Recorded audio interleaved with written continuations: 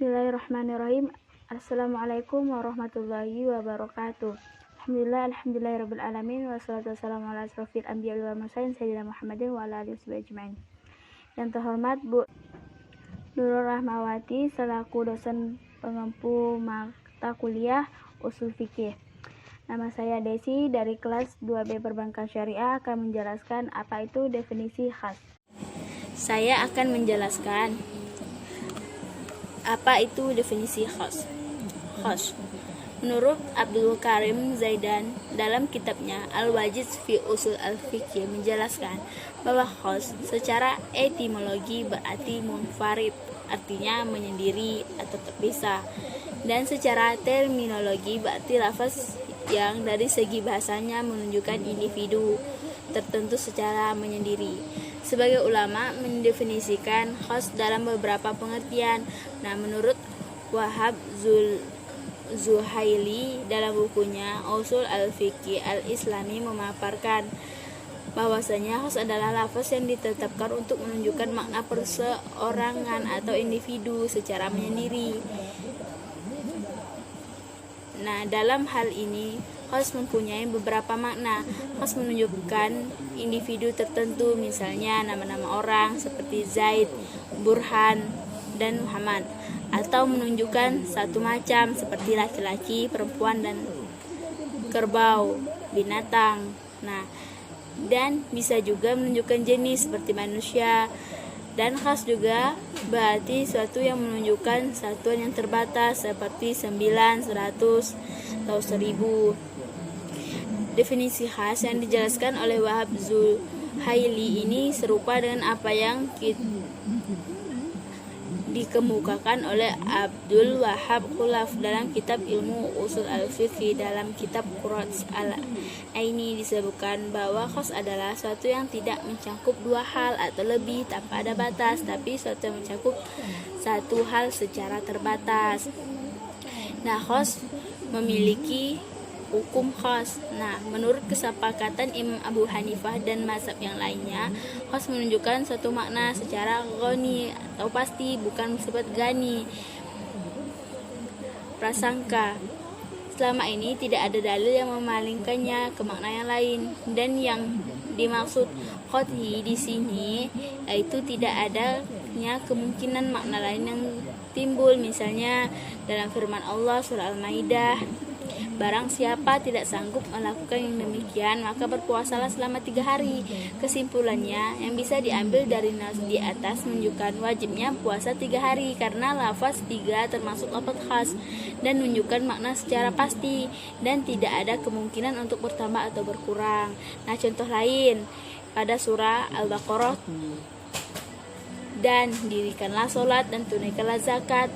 Sholat dan zakat merupakan suatu perintah, dan perintah itu termasuk bagian dari khas, maka perintah tersebut bersifat pasti. Tetapi jika ada suatu dalil yang memalingkan lafaz khas dari makna otentiknya, maka dalalahnya tidak bersifat pasti, dan keadaannya harus sesuai dengan apa yang ditentukan oleh dalil. Nah, seperti sabda Rasulullah, pada setiap 40 kambing zakatnya seekor kambing. Pada hadis di atas disebutkan bahwa nisab kambing zakat 40 ekor kambing dan seekor kambing. Nah, lafaz 40 kambing dan seekor kambing ini termasuk lafaz khas, karena tidak adanya kemungkinan angkanya bertambah ataupun berkurang, dan itu bersifat pasti. Ulama Hanafiyah berpendapat adanya qarinah yang memalingkan dari makna aslinya, yaitu tentang persyaratan zakat, bukan pada jumlah atau bilangan kambing. Maksud persyaratan di sini untuk membantu orang fakir miskin serta memenuhi hajat mereka. Khas memiliki macam-macam. Nah, macam-macam fikih, macam-macam khas. Khas mempunyai beberapa macam. Yang paling fundamental ada 4 macam, yaitu mutlak, muqayyad, am, dan nahyu. Pada pembahasan makalah ini akan dipaparkan 2 macam saja, yaitu mutlak dan muqayyad. Mutlak menurut Syekh Utsmin, mutlak secara etimologi yaitu antonim dari muqayyad. Kemungkinan secara terminologi, mutlak ada suatu yang menunjukkan suatu hakikat tanpa adanya batasan. Lalu menurut Muhammad Hudhari, mutlak adalah suatu yang menunjukkan perseorang atau kelompok bersama tanpa batas. Lain halnya dengan Wahab Zuhaili, beliau mendefinisikan mutlak adalah lafaz khas yang menunjukkan perseorang atau beberapa kelompok secara bersama dan tidak terikat oleh suatu sifat, misalnya seorang laki-laki, beberapa laki-laki, sebuah kitab, beberapa kitab. Jika maksud dari pernyataan di atas menunjukkan bahwa lafaz khas itu menunjukkan suatu esensi serta hakikat sesuatu itu sendiri, dan lafaz mutlak itu sama seperti lafaz nakirah. Dengan definisi yang serupa, Abdul Karim Zaidan menjelaskan bahwa mutlak adalah lafaz yang menunjukkan perseorang atau kelompok yang tidak tertentu tanpa adanya batas. 2. Muqayyad.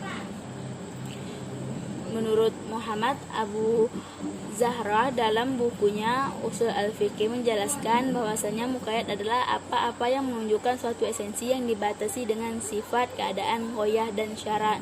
Nah, setiap syarat, keadaan, ghoyah, dan syarat memiliki contoh. Nah, contoh dari takyid dengan sifat. Nah,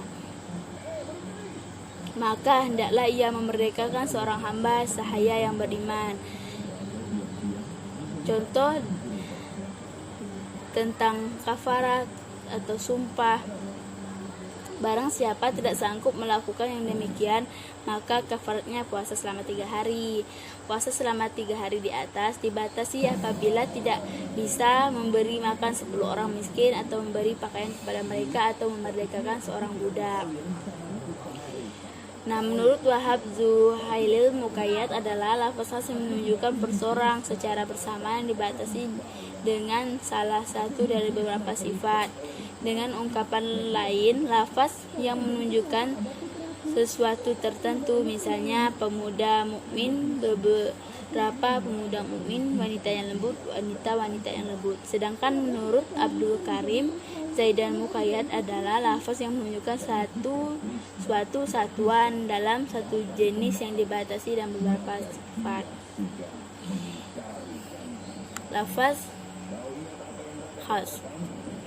Nah, definisi lafaz khas merupakan lawan kata dari am, yakni lafaz yang diungkapkan untuk menunjukkan suatu maknawi tertentu. Kata khas berasal dari kata khasasa, yang berarti mengkhususkan dan menentukan. Khas berarti satu yang khusus dan tertentu.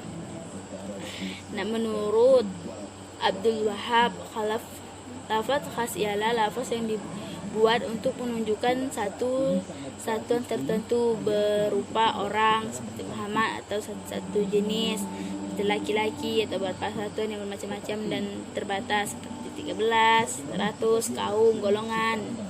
Nah,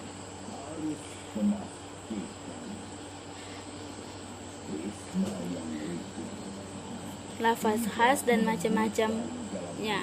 Karakteristik lafaz khas dan macam-macamnya. Nah, suatu lafaz dikategorikan kepada khas bila lafaz tersebut diungkapkan dalam bentuk atau karakteristik berikut ini. Nah, beberapa lafaz khas dan macam-macamnya diungkapkan dengan menyebutkan jumlah atau bilangan dalam satu kalimat, menyebutkan jenis, golongan atau nama sesuatu atau nama seseorang.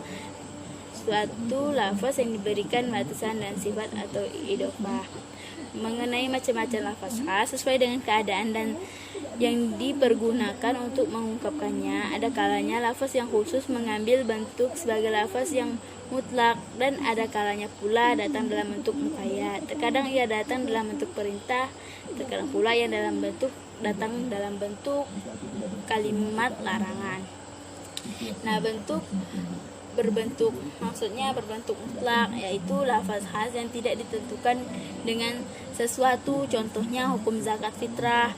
Nah, berbentuk khas, lafaz khas yang ditentukan dengan sesuatu, contohnya masalah suci. Berbentuk arm, yaitu kata yang mengandung arti amar atau berbentuk khobar dan hukumnya wajib, contohnya wanita yang ditalak hendaklah menahan diri.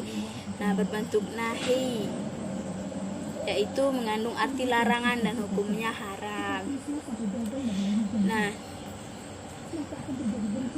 masuk ke dalalah lafaz khas. Pertanyaan yang muncul, apakah dalalah khas mengandung petunjuk? Ghani bukan zani kecuali dalam dalil yang memalingkan kepada arti lain. Wahab Khalaf menyatakan bahwa hukum ghani berbentuk global. Apabila terdapat nasihat yang menunjukkan dalil ghani, terdapat arti khas yang ditempatkan pada hakiki dan menentukan hukum yang untuk menunjukkan kepada jalan pasti, bukan zan, bukan prasangka. Imam Muhammad Abu Zahra bahwa dalalah lafaz adalah pasti. Nah, menurut Zahra, hal ini tidak terdapat perbedaan pendapat di kalangan ulama.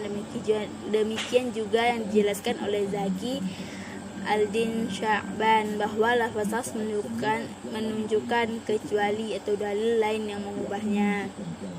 Hal tersebut menunjukkan bahwa dalalah khas menunjukkan kepada dalalah ghaniyah. Terdapat makna khusus yang dimaksud dan hukum yang ditentukan adalah pasti, bukan zani, prasangka, selama tidak ada dalil yang memalingkannya kepada makna yang lain. Misalnya firman Allah, tapi jika ia tidak menentukan binatang kurban atau tidak mampu, maka wajib berpuasa 3 hari dalam masa haji. Dengan demikian, dalalah lafaz tersebut adalah pasti, tetapi menurut ulama Hanafiyah, dalam hadis tersebut terdapat qarinah yang mengalihkan kepada arti yang lain, yaitu bahwa fungsi zakat adalah untuk menolong fakir miskin. Pertolongan itu dapat dilakukan bukan hanya untuk memberikan seekor kambing, tapi juga dapat dengan menyerahkan harga seekor kambing yang dizakatkan. Kesimpulannya, menurut Imam Abu Hanifah dan mazhab yang lainnya, bahwa khas menunjukkan suatu makna, yaitu pasti, bukan prasangka.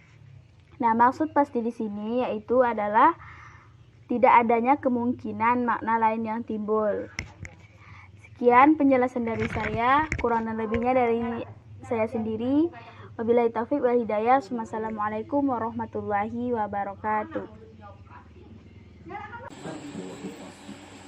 akan menemukan jalan untuk menuju ke alam bawah.